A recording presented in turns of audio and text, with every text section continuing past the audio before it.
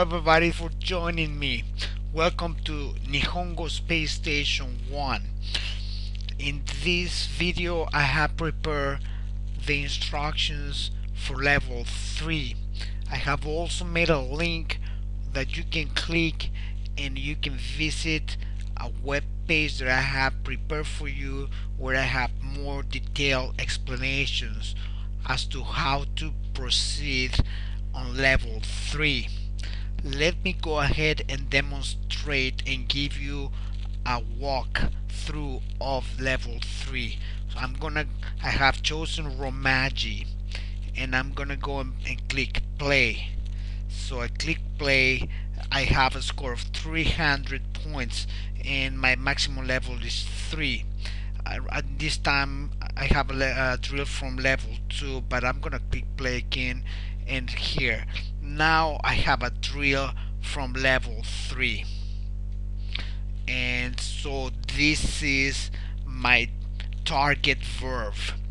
In other words, my task now is, my mission is to conjugate this verb, and in this case my target verb is the verb kasu, which means to lend.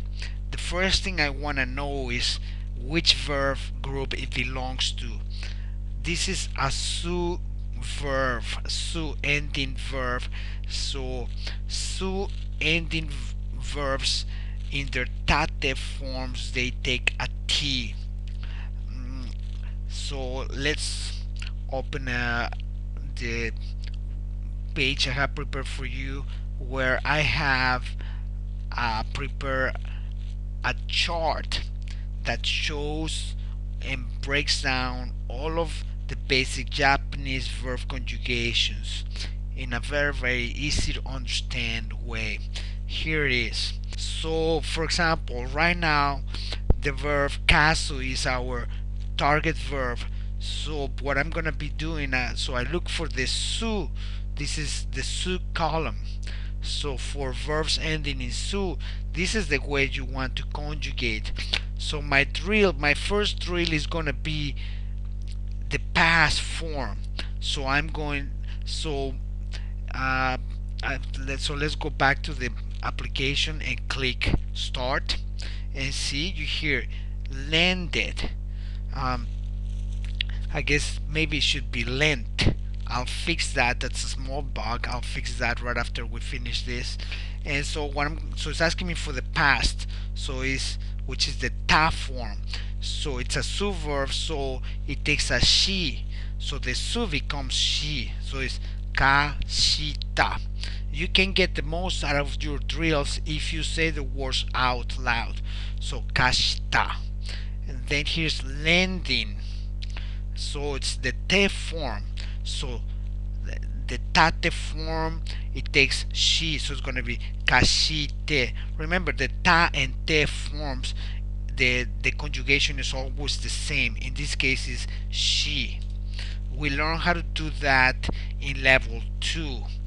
And here's the negative. It's asking me for the negative. In other words, it's asking me for the knife form.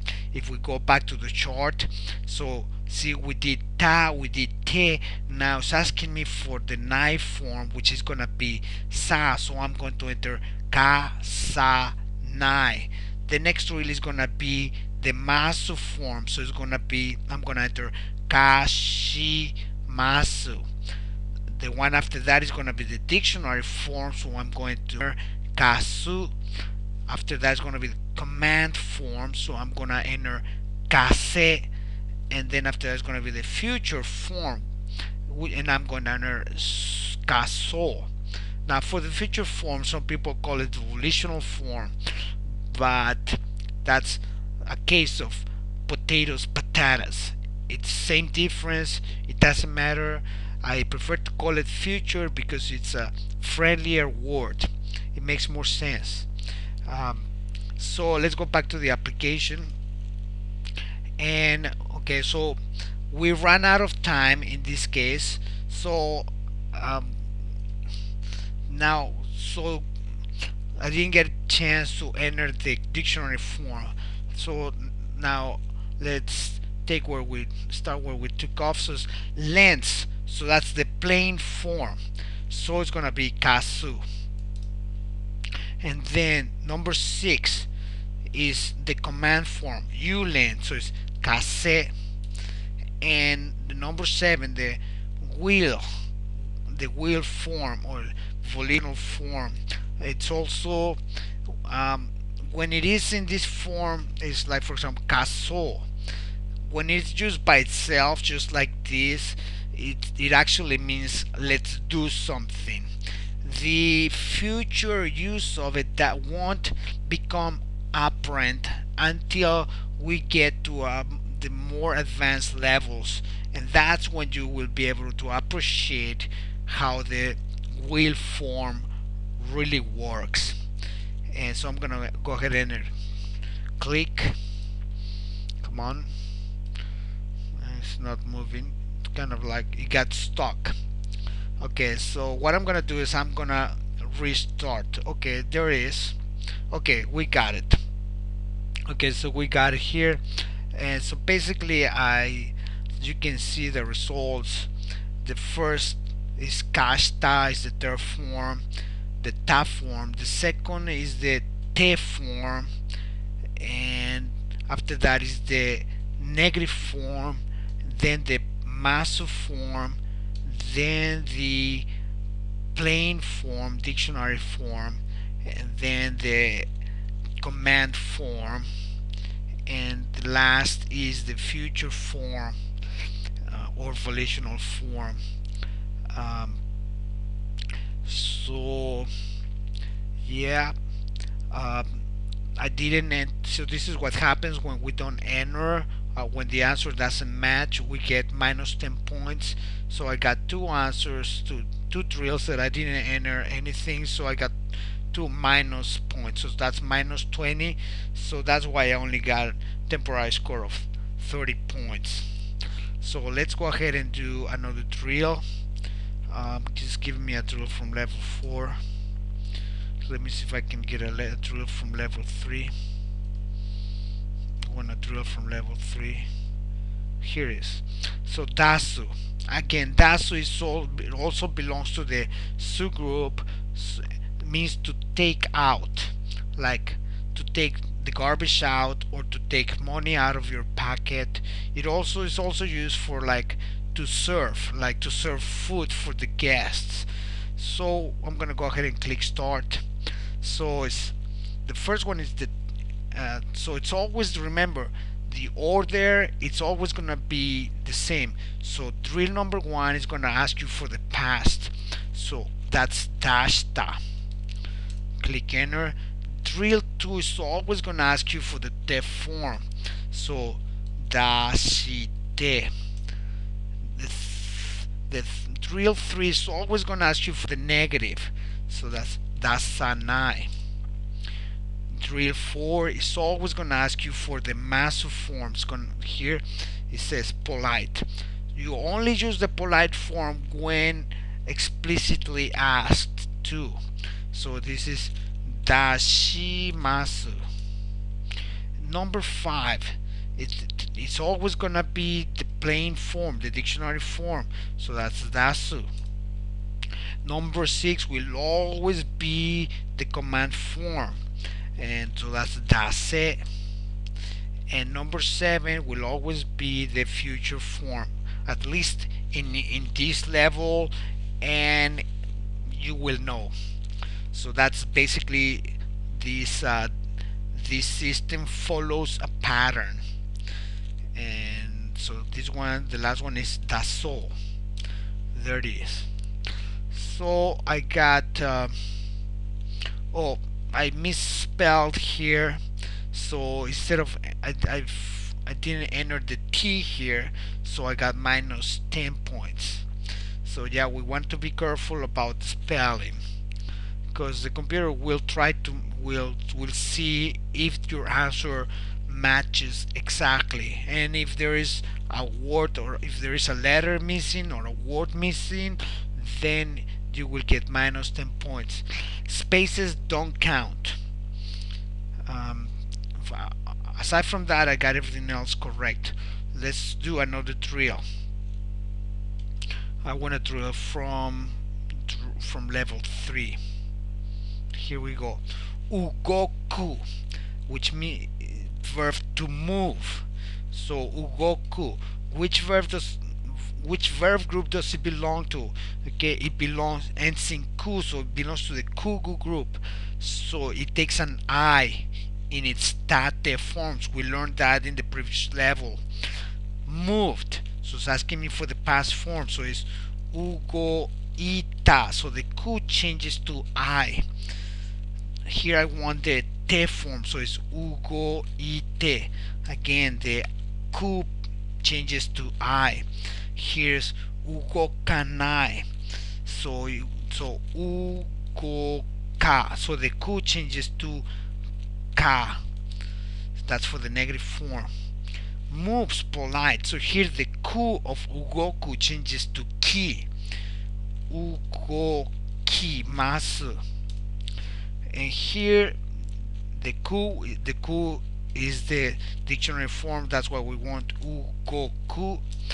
In the sixth conjugation, in the command form, the ku changes to ke, so it's ugoke. And the last one, the ku changes to ko, so it's ugoko. There we go. You can see, oh, I made another mistake here, another spelling mistake. I didn't notice, so again I lost 10 points. Aside from that, everything was correct. Here I'm getting level 4 is similar, so here we have okoru. So okoru, if we look at the last 3 letters of okoru, it's a VRU verb, and VRU verbs take a T or small tsu in their tate forms. So I'm gonna go ahead and conjugate this. I seem to have a small bug here. I will be fixing this. It's not a big deal. So it should be arised, not harassed. So here it's gonna okota. So the lu changed to t, to a small t. Arising, okote. The okoranai, the lu changes to la, okolanai. Arises, polite, so the lu changes to li, okolimasu. Arises, plain, so the lu is the dictionary form, okolu. In the command form, the lu changes to le, okole. And in the future form, the lu changes to lo, okolo. Click enter, and I seem to have made another, I have another misspell here, so I have minus 10 points. So I have to be more careful with my answers. Let's do one more. Here we have kogu, the verb kogu, which means to paddle, like to paddle a boat or paddle a bicycle. And so the first thing we want to know again is which verb group does it belong to. Okay, so it's a gu ending verb, so it's a kugu group. So kugu verbs take an I. In other words, the ku or gu, they turn into I in their tate forms. So I'm gonna go ahead and click start. So it's asking me for paddle, which is the past, which is the ta form. So I want go, and remember the gu changes into I. And for gu, bu, mu, nu ending verbs, ta and te become da. So I'm gonna enter da instead of ta. So same for the te form. So it's ko, I, de. Then ko, gu changes to ga, ko, ga, nai. For the polite form, the massive form, gu changes to gi, kogimasu.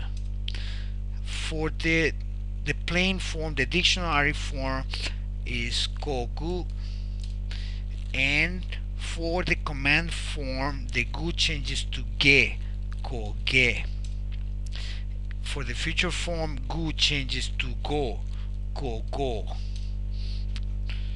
Okay, finally I got all my answers correct. I didn't make any misspellings.